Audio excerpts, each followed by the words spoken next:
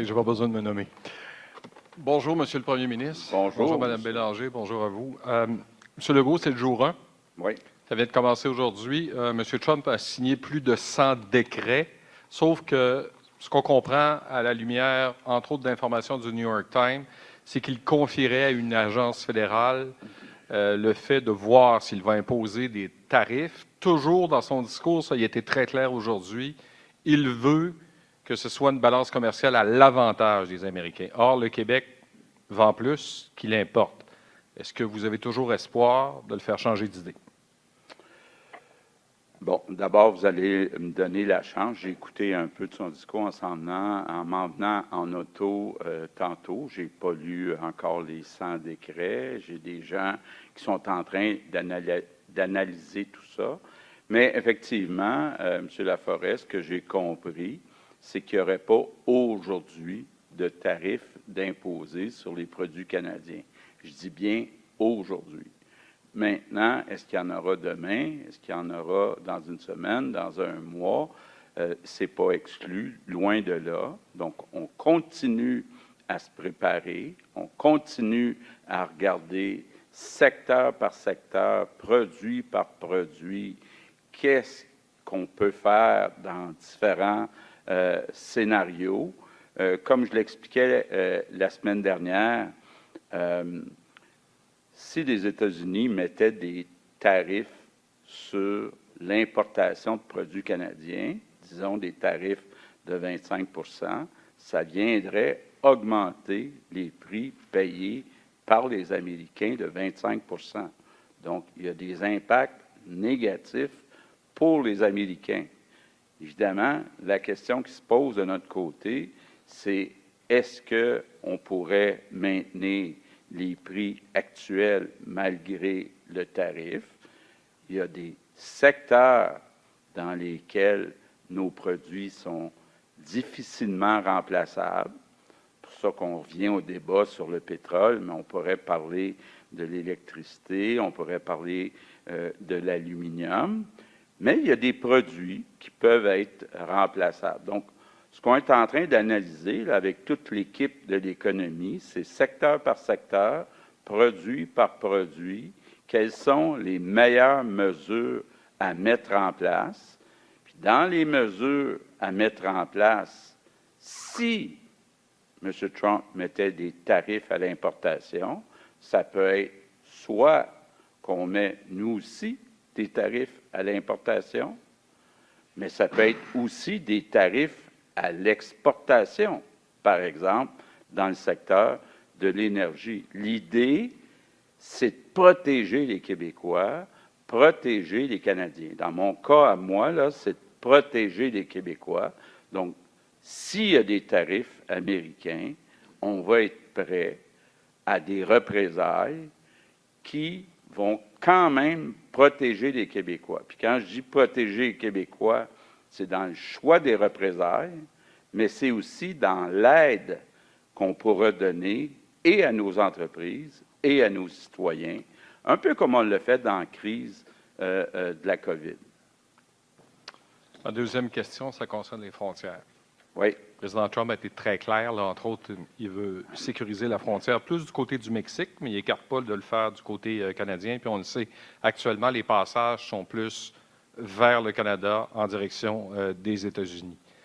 Est-ce que vous êtes actuellement satisfait et vous avez eu le fameux plan du gouvernement fédéral qui s'est engagé à investir 1,3 milliard pour sécuriser la frontière? Bon. C'est effectivement important de protéger la frontière dans les deux directions, nord-sud et sud-nord. C'est d'abord la responsabilité du gouvernement fédéral puis du gouvernement américain de le faire. Par contre, on a demandé à la Sûreté du Québec un peu de surveiller ce que font ces autorités et ce qu'on a demandé aussi, puis j'ai eu l'assurance de Dominique Leblanc qui parlerait avec M. Miller, c'est de renforcer les conditions sur les visas. On sait qu'actuellement, 80% des immigrants illégaux qui passent du Canada vers les États-Unis passent par le Québec, 82 pour être exact. Et dans ce 82 60 ce sont des touristes indiens, donc de l'Inde, qui, dans le fond, ne viennent pas ici comme touristes, mais viennent pour éventuellement passer illégalement aux États-Unis. Donc, on a demandé renforcer l'émission des visas, donc assurer d'avoir un billet aller-retour à ces personnes-là, assurer d'avoir un actif minimum, puis de faire des enquêtes judiciaires sur ces personnes-là. Dominique Leblanc me dit, je vais en parler à M. Miller pour m'assurer que ça soit fait. Prochaine question, s'il vous plaît. Bonjour à tous, Mathieu Goyer de Radio-Canada. Vous avez mentionné que vous êtes prête à faire ce qu'il faut pour aider les entreprises qui subiraient les tarifs. Or, en même temps, vous avez enregistré le plus grand déficit de l'histoire du Québec, 11 milliards de dollars. Vous vous êtes engagé à retrouver la voie vers l'équilibre budgétaire. Est-ce que votre déficit limite votre capacité à aider les entreprises en cas de tarifs? Bon. D'abord, revenons sur notre déficit. Notre déficit avant versement au remboursement de la dette, c'est de 8,8 milliards. Donc, il faut le regarder en pourcentage du PIB. Il y a deux raisons essentielles à ce déficit-là. On a choisi de faire des investissements majeurs en éducation et en santé, et on a choisi de réduire les impôts pour améliorer le revenu disponible des Québécois, donc l'argent qu'ils ont dans leur poche. On pense sur 5 ans être capable de revenir à l'équilibre budgétaire. Maintenant, je comparais un peu la situation, la crise, que je peux appeler la crise Trump, à la crise de la COVID. Quand des entreprises, des citoyens se font frapper, c'est le rôle du gouvernement de les aider. Donc, c'est comme ça qu'on va regarder la situation. Est-ce qu'il y aura des tarifs? Notre premier choix, c'est qu'il n'y en ait pas de tarifs. Puis quand je vois aujourd'hui qu'on parle plus du Mexique que du Canada, peut-être que tous les efforts qu'on a faits pour parler avec des politiciens, pour parler avec des gens d'affaires, parce qu'il y a des gens d'affaires américains qui sont très inquiets de payer leurs produits qui viennent du Canada 25 plus cher. Donc, c'est le premier choix, qu'il n'y en ait pas de tarif. Donc, s'il n'y a pas de tarif, on n'aura pas besoin d'aider personne, puis ça ne viendra pas toucher le déficit. Il y a présentement dans la Fédération certaines tensions, notamment avec l'Alberta qui n'est pas prête à sacrifier ses exportations d'énergie. À quel point vous êtes prête à embarquer dans l'équipe canadienne puis défendre une unité parmi la Fédération canadienne pour dire que chaque province doit jouer son rôle dans le Québec? Bon, d'abord, je n'embarquerai pas dans la partie légale. Si on décidait, par exemple, d'ajouter un 25 de tarif sur l'exportation de pétrole, est-ce que le fédéral peut faire ça sans l'accord d'Alberta? Je n'embarquerai pas là-dedans. Mais c'est certain que quand M. Trump dit « je suis capable de me passer de tous les produits canadiens », nous, on pense que ce n'est pas exact. Demain matin, M. Trump ne peut pas remplacer le 100 milliards et plus de pétrole qu'il importe à chaque année du Canada, surtout au prix qu'il paye. Donc, il faut regarder dans notre jeu quelles sont les meilleures cartes, les jouer au bon moment, rien exclure, pas dévoiler notre jeu. Je ne vous dirai pas aujourd'hui qu'est-ce qu'on va faire. D'abord, on va attendre de voir ce que M. Trump va faire, mais je pense qu'on doit rien exclure. Prochaine question. Bonjour, M. Legault. Qu'est-ce que vous pensez de la dissension de Mme Smith et lui avez-vous reparlé depuis la semaine dernière et à quel point c'est important que les premiers ministres montrent un front uni? Bien, sans révéler les conversations qu'on a pu avoir à l'interne, moi, je veux quand même vous dire que je suis intervenu pour dire que si une province comme l'Alberta faisait des efforts qui coûtent plus cher à cette province-là qu'à l'ensemble des provinces, il devrait y avoir une compensation qui vient du gouvernement fédéral. L'idée, c'est de gagner, de faire gagner le Canada, mais pas nécessairement faire plus payer une province qu'une autre. Donc, il doit y avoir une certaine équité pour faire rire Mme Smith, je dirais même une certaine péréquation, pour s'assurer que les provinces à qui ça coûte plus cher, bien, ont une plus grande compensation du gouvernement fédéral. Mais au bout de la ligne, là, si M. Trump décide de nous faire mal, bien, nous, il faut répliquer avec les meilleures cartes qu'on a. Quelle a été la réaction à votre suggestion? Oh, bien là, vous lui demanderez à elle. Là. Je ne dévoilerai pas ce qu'elle nous a dit. Combien êtes-vous prêt à investir en aide aux entreprises et aux citoyens? Vous évoquez vous-même la possibilité de déployer des programmes d'aide pour les entreprises et les citoyens. Combien êtes-vous prêt à mettre? Écoutez, on n'est pas rendu là parce qu'on ne sait pas. Moi, je dirais là, qu'il va se passer beaucoup de choses pendant les prochains mois. Mais je ne vois pas comment, par exemple, M. Trump peut tarifer longtemps des produits comme l'aluminium qu'il n'est pas capable de remplacer. Mais il est imprévisible, M. Trump. Donc, c'est bien difficile pour moi de dire qu'est-ce qui va arriver, qu'est-ce qui va tarifer, quelles entreprises de quel secteur. On est en train de faire des scénarios secteur par secteur, je dirais même produit par produit. J'en ai une dernière Prochaine sur l'éducation. question, s'il vous plaît. Sur l'éducation. Passe à la prochaine question. Sur l'annonce du jour. Juste deux, Caroline. Oui, sur l'annonce du jour, c'est important, il faut en parler aussi. Prochaine question, s'il vous plaît. Qu'est-ce que vous dites Écoutez, au Catherine, centre de là, service? moi, Une je question sur respecte- Prochaine l'éducation. question, c'est une question, une sous-question, s'il vous plaît. Prochaine question. Mais sur l'annonce locale là, du jour. Là. Prochaine question, s'il vous plaît. Monsieur Legault, dans votre plan de réponse à d'éventuels tarifs, est-ce qu'il y a des investissements prévus pour rénover les infrastructures? Puis si oui, combien de temps ça pourrait être lancé après l'imposition de tarifs? Bien, c'est une très bonne question que vous posez là, parce que quand je suis arrivé en 2018, on avait un PQI, là, un plan québécois des infrastructures sur 10 ans, de 100 milliards. On est rendu à 153 milliards. Ça veut dire qu'on l'a augmenté de 53 %. Est-ce qu'on doit l'augmenter encore plus en se disant, si jamais on perd des emplois dans certains secteurs manufacturiers, on pourrait les remplacer par des emplois dans le secteur de la construction pour construire des infrastructures qui ne sont pas un luxe parce qu'on a un énorme rattrapage à faire au Québec. Ça fait partie des réflexions qu'on a, mais encore là, on n'a pas les gestes de M. Trump pour l'instant. On a plusieurs scénarios. Je vais laisser la deuxième question à ma collègue Caroline sur l'annonce du jour.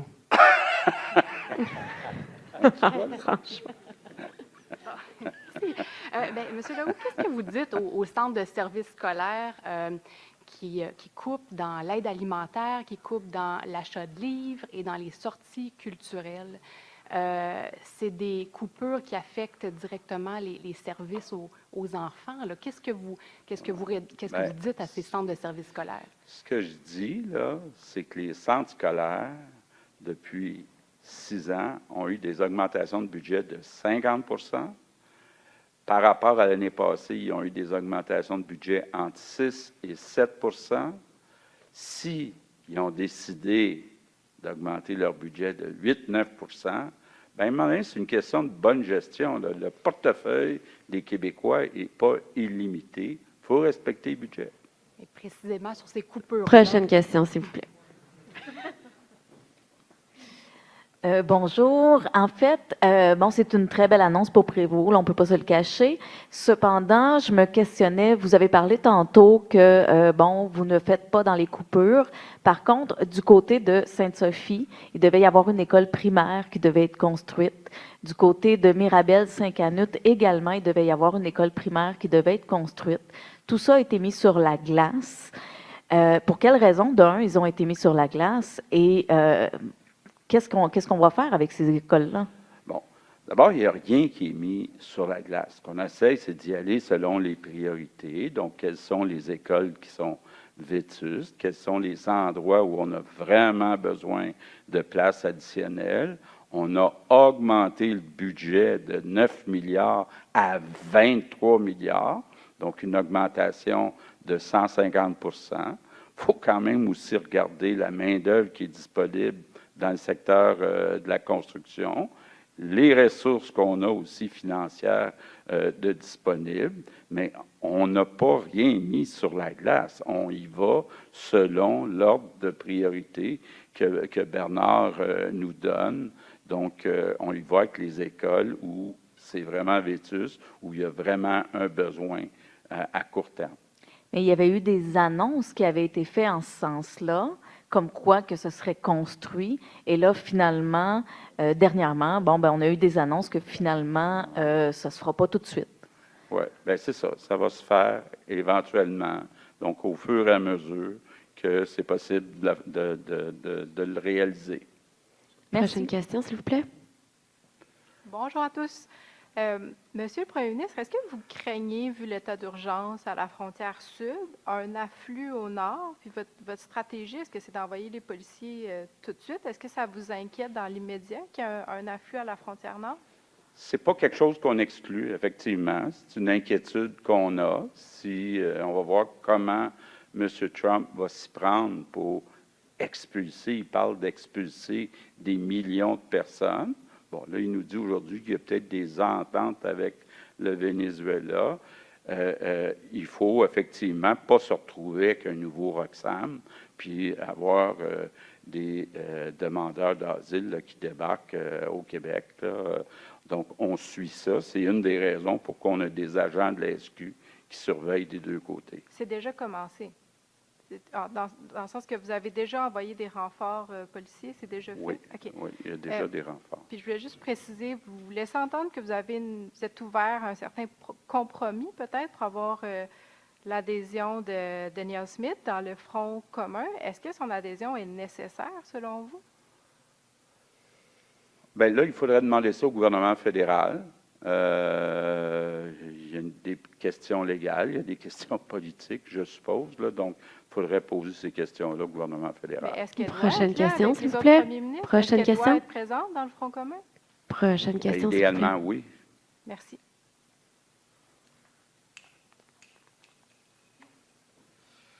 Bonjour à tous, Patrick Belrose, Journal Québec. Monsieur Legault, tantôt vous expliquiez, vous disiez, bon, écoutez, les mesures qu'on veut prendre contre les tarifs douaniers, c'est pour protéger la population québécoise.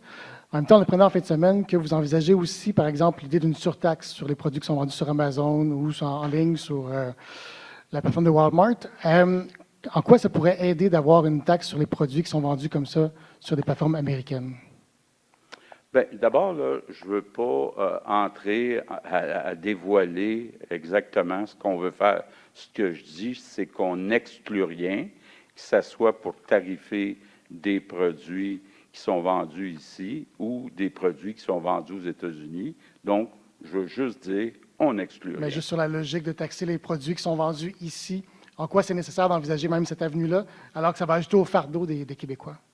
Bien, écoutez, d'abord, là, je n'ai pas attendu le problème de M. Trump pour répéter, puis je vais le répéter. Puis s'il y a un message que je veux passer, c'est de dire aux Québécois, là, achetez donc québécois. Achetez donc québécois. Avant de choisir un produit en ligne ou autre, c'est possible, même si ça coûte un petit peu plus cher. Achetez donc québécois. Ça va aider les emplois au Québec. Vous avez lu M. Laulier ce matin qui dit que la CAQ ne va pas réaliser le troisième lien, que c'est simplement un leurre pour garder les députés de la région dans le parti ou les garder calmes, si on veut. Qu'est-ce que vous répondez à M. Laulier? Bien, qui nous regarde aller. Nous, c'est clair qu'on va le réaliser, puis on va le réaliser le plus vite possible, puis la machine est en marche. Prochaine question. Merci. Bonjour, Olivier Bossé du Soleil. Où est-ce que vous en êtes avec la nomination d'un négociateur pour le Québec? Bien, on l'annoncera en temps et lieu. Mais c'est encore dans vos plans. OK. Oui. C'est encore dans nos plans. Moi, j'ai déjà dit que je n'irais pas accélérer le renouvellement qui est prévu en 2026 de l'accord, Canada, États-Unis, Mexique. Peut-être que ça devrait être seulement Canada, États-Unis. Pour l'instant, c'est prévu juste en 2026. Donc, à court terme, ça va d'abord dépendre des tarifs si M. Trump met en place des tarifs. Donc, il faut d'abord voir ce qu'on a à négocier, mais en temps et lieu, on va nommer un négociateur en chef. Pour ce qui serait pour une compensation pour l'Alberta dont vous avez parlé, ça pourrait être l'Alberta, par exemple, est-ce que tout cet argent-là ou cette compensation-là viendrait d'Ottawa ou les autres provinces aussi pourraient débourser? Écoutez, là, on rentre beaucoup trop dans le détail. Ce que je dis, c'est qu'il devrait y avoir une certaine équité. Même chose si le Québec faisait des efforts sur l'électricité, quoi qu'on n'aimerait peut-être pas ça, récupérer de l'électricité, mais si on fait des efforts plus que d'autres provinces, c'est important que la facture soit partagée de façon équitable. Puis, le fédéral, on a demandé de l'aide au fédéral. Prochaine question. Fédéral. Merci. Oui, bonjour, Tommy Chouinard, La Presse. Monsieur Legault, vous avez dit tout à l'heure que toutes les mesures de représailles viseraient à protéger les Québécois. Dites-moi en quoi, par exemple, réduire l'exportation d'hydroélectricité, ce serait à l'avantage des Québécois et ça profiterait aux Québécois? Bon. Quand je dis protéger les Québécois, c'est au total avoir le moins d'impact négatif possible. Utiliser les meilleures armes, les meilleurs moyens de représailles pour que ça ne dure pas, les tarifs de M. Trump. Puis, entre-temps, s'il y a des impacts négatifs, avoir des programmes pour aider les entreprises puis les individus. Mais il faut regarder l'ensemble. Qu'est-ce qui est le plus efficace? C'est quoi la meilleure stratégie avec comme objectif protéger le portefeuille des Québécois? Et l'hydroélectricité, juste pour bien comprendre, c'est comme une des meilleures armes possibles, si je suis votre logique? Les questions qu'il faut se poser, je reviens au pétrole, c'est quand M. Trump dit qu'il est capable de se passer de tous les produits canadiens, il faut se poser des questions. Est-ce que c'est vrai pour le pétrole? Est-ce que c'est vrai pour l'électricité? Est-ce que c'est vrai pour l'aluminium? Est-ce que c'est vrai pour les pièces d'avion? Etc., etc. Donc là où ça fait mal. Je ne veux pas vous donner la la réponse, là, mais c'est là-dessus qu'on travaille. Maintenant, vous avez effleuré la question un peu plus tôt au sujet du retour à l'équilibre budgétaire. Je veux bien comprendre. Là, est-ce que pour vous, là, vous êtes en mesure de garantir que le retour à l'équilibre budgétaire, là, peu importe ce qui va se passer avec M. Trump, il faut que ce soit réglé d'ici 29-30? Écoutez, là, vous me posez une question. Là. Est-ce que M. Trump va sortir l'arme atomique ou qu'est-ce qu'il va faire exactement, M. Trump? Là? C'est beaucoup trop tôt pour répondre à cette question-là.